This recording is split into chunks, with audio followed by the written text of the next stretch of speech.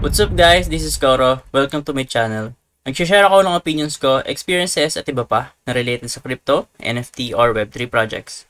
I'm a part of Marites Gaming Guild and Zen Talpakan Guild, mga community na tumutulong para ma-educate ang mga tao about crypto and investing. Hindi kami mga financial advisors at nandito lang kami para tumulong sa inyo. Mandatory pa din na you do your own diligence. So without further ado, let's dive right in. Hello guys, what's up? Welcome back dito sa ating channel. Koro NFT nga pala, and for today, yung video natin is all about another airdrop opportunity. So paalala ko lang, speculation lang to and hindi sure yung airdrop na to. So ang pangalan ng project is Prime Protocol and Velvet Capital. So dalawa to guys kasi gagawin natin dito is magsusupply and borrow tayo dito kay Prime Protocol, tapos yung ibaborrow natin is lalagay natin sa vault naman ni Velvet. And as you can see guys, parehas silang may pointing system. So points ito ni Prime Protocol. As you can see, wala pa ako. And then kay Velvet, wala pa rin ako.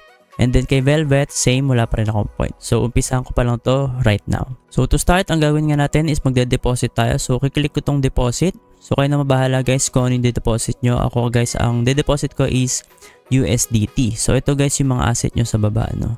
Yan. So, click natin yung deposit. Tapos, 100%. So, itong passer, hindi ko na siya ibahin. So, kayo nang bahala. So, layer 0 na lang.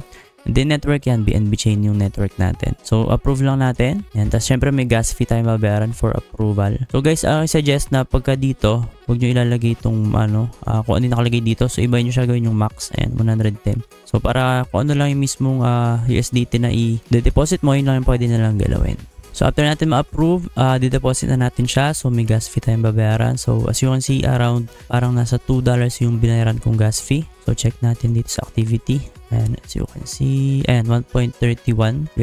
So going back dito. So try natin i-refresh kasi parang wala dito yung total deposits natin. Or naglo-load pa siya. Ayan, as you can see, nasa layer 0 route yung gagamitin niya pala. So another transaction pala to kay layer 0 kung sakali. So wait lang natin guys matapos itong status na deposit. So after guys mag-go through ng deposit nyo, and as you can see kay layer 0, may check na yung status niya. So executed na siya. So try nyo munang i-refresh din muna yung mismong website nila kasi para yung deposit nyo is mag-reflect ng maayos. And then after nyan, mag-borrow na tayo. Pag naklik nyo itong borrow, as you can see, meron ditong pagpipilian 25, 50 hanggang 90. Pero pwede naman siyang manual input. Pero ang maximum nga is 90 lang. So guys, ang ibaborrow ko lang dito is around 75 lang. So 75, tapos gas network kayo mamimili dyan. Pwede kay Moonbeam kasi meron naman akong panggas dito kay Moonbeam. So if wala kayong panggas do sa iba, I suggest gumamit kayo ng Merkley. Ito, Merkley. So ako gumamit ako niyan para kay Moonbeam, para meron din ako transaction kay Moonbeam, no. So after niyan, mag-borrow ako, and then nakalagay dyan, no, you will receive, ito BNB. Sa BNB chain pa rin ako makaka-receive ng BNB. Tapos yung gas is kay Moonbeam manggagaling. So ang galing, no, kasi kay BNB chain siya, pero yung gas niya is kay Moonbeam. So click natin yung borrow, and 75%. Then, syempre yun nga, may approve tayo. So, dapat ma-switch network natin to kasi ang magbabayad ng gas fee natin is si Moonbeam. So, doon tayo mag-approve.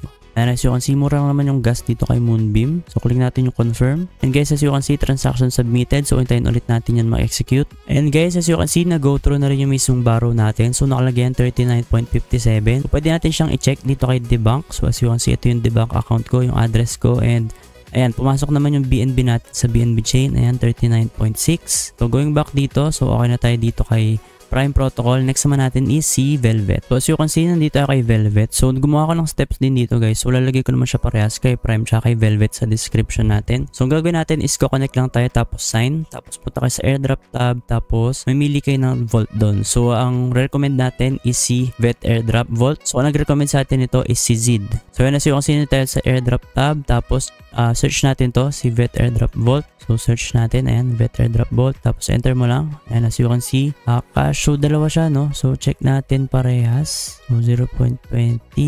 So, check natin itong isa. Vet Airdrop Vault. Ayan. Check natin siya parehas. So, ito isa guys, parang wala ata nakalagay dito. Wala siyang TVL. So, refresh natin kung meron nga talaga. So, wala dito. So, ito yung isa. Yung isa yung ano natin. Doon tayo maglalagay. Vet Airdrop Vault. Ayan. So, guys, kiklik lang natin itong deposit. Tapos, kayo nang bahala kung ano yung magkano ilalagay nyo dito. So, ako guys, ang lalagay ko lang kay Velvet ay 0.15 BNB. So, click natin itong deposit. Ayan. So, as you can see, mapapalitan siya ng cash dito. Kay Vet Airdrop Vault. So, syempre may gas fee tayong babayaran para sa transaction fee. 3 to 1.19 yung gas natin na estimate. And as you can see, tapos na. Tapos try natin tong add token to the wallet. So dapat mapupunta siya sa MetaMask natin and add token. Kung nabawasan yung BNB natin guys, as you can see, nabawasan siya. Tapos ito na yung cash. So guys, nadagdagan siya kanina kasi nag-borrow tayo sa Prime Protocol. Tapos at the same time, nabawasan siya kasi naglagay tayo dito sa VET Airdrop Vault. So as you can see, pag bumalik ka dito sa marketplace, pwede mo lang i-check yung portfolio and may value na tayo dito, no? 47.63. And then pwede ka mag-add guys ng iba pa dito. So punta ka dito, so pwede ka mag-add sa iba pang vault. So kayong bahala guys kung anong diskarte nyo. Kung siguro baka pampataas ng points, no? So pagdating naman guys sa airdrop points and pag clinic mo siya, hindi ko sure kung kailan to nag-reset, no? So rank 1, nakita nyo ang taas ng points niya, 97,000. So hindi ko alam kung paano nadadagdagan. And as you can see, iba is mababa lang yung points. I think mabilis lang dito magpataas. And as you can see, no, pagdating dito sa